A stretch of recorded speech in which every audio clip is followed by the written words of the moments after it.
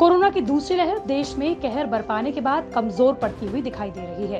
इसके साथ ही नए मामलों की अपेक्षा ठीक होने वाले लोगों की संख्या लगातार 20वें दिन भी ज्यादा रही। ताजा आंकड़ों के मुताबिक पॉजिटिविटी रेट में भी लगातार गिरावट दर्ज की गई। पिछले 24 घंटों के बारे में बात करें तो देश में 1,33,000 नए केसेस सामने आए और इस दौरान 2 लाख से ज्यादा लोग कोरोना से ठीक भी हुए। तो इससे साफ है कि इस बीमारी से ठीक होने वाले लोगों की संख्या लगातार बढ़ रही है। आपको बताते चले कि देश में अब तक 2,63,00,000 लोग इस बीमारी से जंग जीत चुके हैं।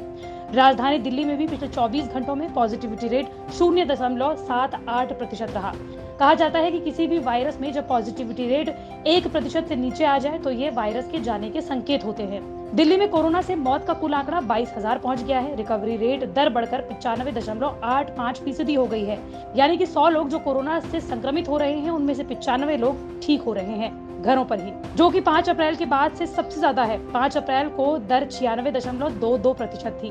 वहीं कोरोना डेथ रेट 1.62% है। यानी कि अगर 100 लोग कोरोना से संक्रमित हो रहे हैं तो 1% लोगों की ही मौत हो रही है। बीते 24 घंटों में 576 नए मामले सामने आए हैं। वहीं 103 मरीजों ने जान गंवाई है। सक्रिय मामलों की संख्या 10,000 से कम हो गई है। 31 मार्च के बाद पहली बार कोरोना का आंकड़ा 10,000 के नीचे आया है। दिल्ली में अब सक्रिय मामलों की संख्या घटकर 9,364 हो गई है।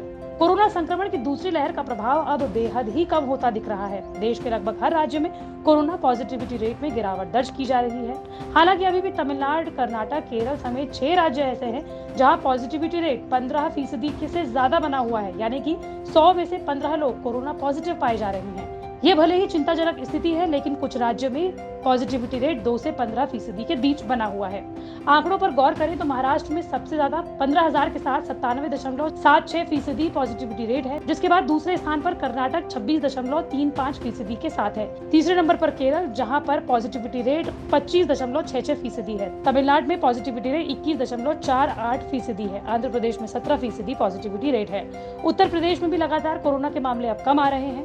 देश में संक्रमितों की संख्या अब लगातार कम हो रही है। बात करें अगर पिछले 24 घंटों की तो 1,34,000 नए मामले दर्ज किए गए। इस दौरान इस बीमारी की चपेट में आकर 2,887 लोगों की मौत हो गई।